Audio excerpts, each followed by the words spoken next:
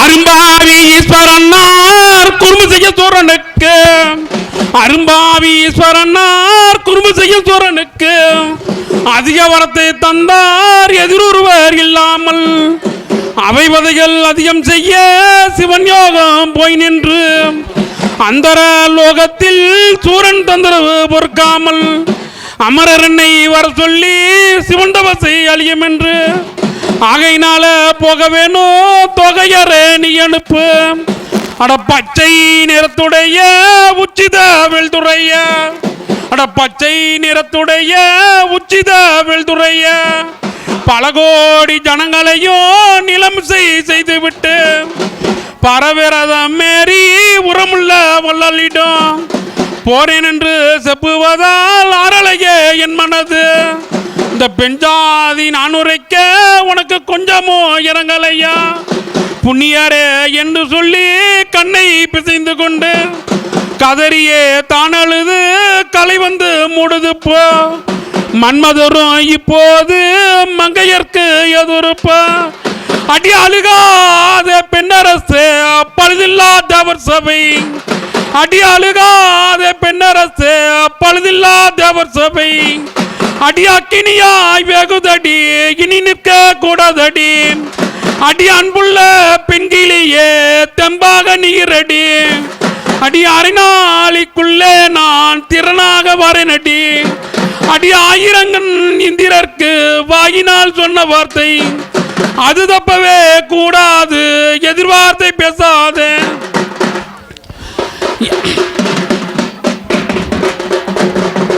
மலையாணி ரத்னம் நடுமலை நாகரத்னம் நுனிமலை சிகர ரத்னம் அந்த வெள்ளியங்கிரி பர்வதத்தில் வீற்றிருந்தார் ஈஸ்வரரும். அந்த வெள்ளியங்கிரி பர்வதத்தில் வீற்றிருந்தார் ஈஸ்வரரும். காதில் கவச குண்டலம், அந்த கையில் செப மாலையுடன் அந்த கர்ப்பக விருட்சகத்தின் கீழ் கடவுள் அவர் வீற்றிருந்தார்.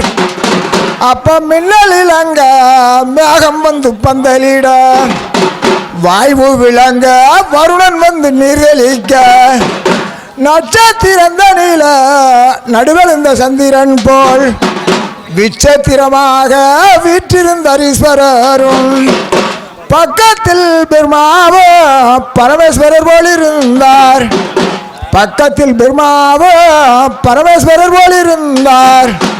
அந்த கைலாச மகத்துவத்தை ஒருவராலும் கண்டு செல்ல முடியாது, அந்த வைகுந்த மகத்துவத்தை ஒருவராலும் வர்ணிக்க முடியாது.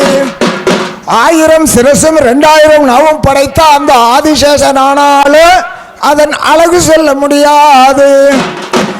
இந்த பிரகாரம் இருக்கும் அந்த வேளையில அப்போது பார்வதியா அருங்கிலியும் ஓடி வந்து, அப்போது பார்வதியா அருங்கிலியும் ஓடி வந்து அவர் பொன்னீரும் செம்பெடுத்து பன்னீரும் கொண்டு வந்து, பொன்னீரும் செம்பெடுத்து பன்னீரும் கொண்டு வந்து அவர் பாதம் அது கழுவி பட்டால் அடிது ஒட்டி, பாதம் அது வளம்பி பட்டால் அடிது ஒட்டி.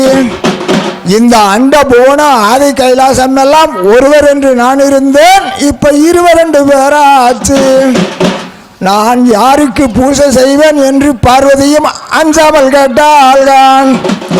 நான் எவருக்கு உபசரிப்பேன் என்று ஈஸ்வரரை பார்த்து ஈஸ்வரியும் அஞ்சாமல் கேட்கையில அப்ப பிரம்மமுகம் நோக்கி புத்தி சொன்னார் ஈஸ்வரரும். ஐயா வாரும் ஐயா பிரம்மாவே ஒரு வார்த்தை சொல்ல நீர்களும், வாரும் ஐயா பிரம்மாவே ஒரு வார்த்தை சொல்ல நீர்களும். இந்த அண்ட புவன ஆதி கைலாசம் எல்லாம் எனக்கு அரசால பட்டம் உண்டு, எனக்கு 5 சிரசும் உண்டு. இந்த அண்ட புவன ஆதி கைலாசம் எல்லாம் அரசால பட்டம் உண்டு, உமக்கு 5 சிரசும் உண்டு. இந்த அண்ட புவன ஆதி கைலாசம் எல்லாம் அரசால பட்டம் இல்லை என்று 5 சிரசிலேயே பிரம்மாவிட சிரசை அருஞ்சிரச கொய்தார்கள். 5 சிரசிலேயே பிரம்மாவிட சிரசை அருஞ்சிரச கொய்தார்கள். 4 சிரசிலேயே பிரம்மாவிட சிரசை நடுச்சிரச கொய்தார்கள். அப்ப பிரம்மா சிரசறுத்து ஈசன் வீசி எறிந்தார்கள். அப்ப பிரம்மா சிரசு ஈசன் விரலை கவ்வி பிடித்ததுதான். அப்ப பிரம்மகத்தி தோசா பிடித்தது கணீஸ்வரரை. பிரம்மகத்தி தோசா பிடித்தது கணீஸ்வரரை. அவர் பிரம்மகத்தி தோஷம் பிடித்து புறப்பட்டார் ஈஸ்வரரும். அவர் மயான கரைதேடி மகேஸ்வரரும் வரார்கள். அவர் சுடலை கரைதேடி சுவாமி அவர் வரார்கள். அப்ப மாண்டவர் எலும்பையெல்லாம் ஈசன் மணிமாலையாய் தரித்தார். செத்தவர் எலும்பையெல்லாம் ஜபமாலையாய் தரித்தார்.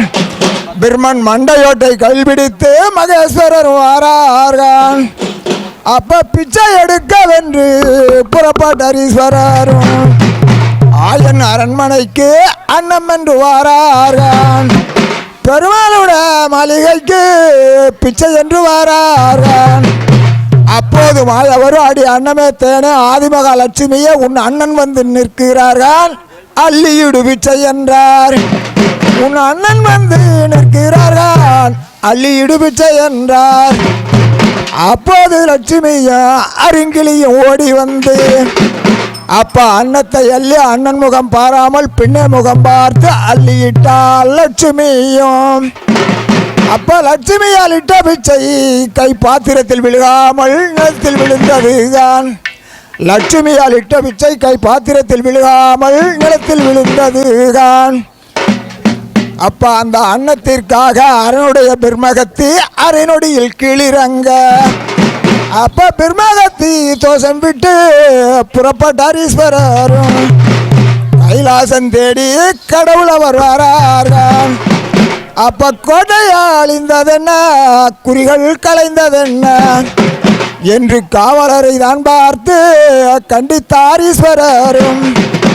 அப்போது காவலர்கள் அரண்பாதம் தான் வணங்கி ஐயா எங்கள் மேல் குற்றமில்லை ஈஸ்வரர சரணம் ஐயா, தேவர்களை கேளும் என்று திடமாயுரைத்தார்கள்.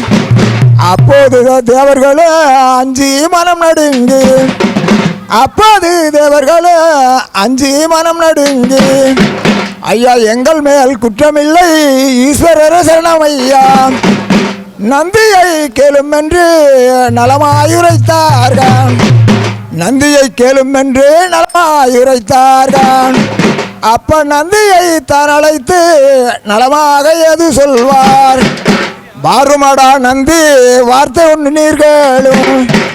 நீர் முதற்காவலாயிருக்க மோசம் வந்து நேர்ந்ததென்ன? நீர் முதற்காவலாயிருக்க மோசம் வந்து நேர்ந்ததென்ன? உமக்கிடுகிறேன் சாபம் என்று இட்டார் பெரும் சாபம், தருகிறேன் சாபம் என்று தந்தார் பெரும் சாபம். நீர் பூலோகம் தன்னில் மாடாய் பிறந்து மனிதர் கையில் அகப்பட்டு அவதிப்பட கடவதென்று அருஞ்சாபமிட்டார்கள். நீர் பூலோகம் தன்னில் மாடாய் பிறந்து மனிதர் கையில் அகப்பட்டு அவதிப்பட கடவதென்று அருஞ்சாபமிட்டார்கள்.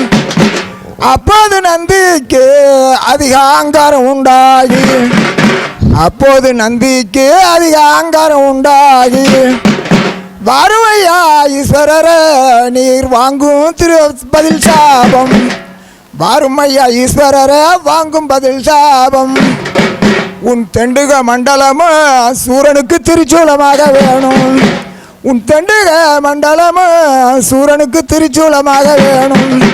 என் ஆயுத வித்தையெல்லாம் அரசால வேணும் ஐயா, உன் ஆயுத வித்தையெல்லாம் சூரன் அரசால வேணும் ஐயா. நீ அரசை பறிகொடுத்து ஆண்டியை போலாக வேணும், பட்டம் பறிகொடுத்து பரதேசியாக வேணும். உன்னை போல் சூரன் பட்டம் இந்த உலகத்தை ஆள வேணும், அவனை போல் நீரும் தபசில் அமர்ந்திருக்க வேணும் ஐயா. இப்படிக்கு நந்தி இட்டார் பெரும் சாபம், தேவர்களை பார்த்து திருச்சாபமிட்டார்கள். தேவர்களை தான் பார்த்து திருச்சாபமிட்டார்கள். என்னை அநியாயமாய் சொன்னதினால் நீங்கள் அவதிப்பட கடவதென்று அருஞ்சாபமிட்டார்கள்.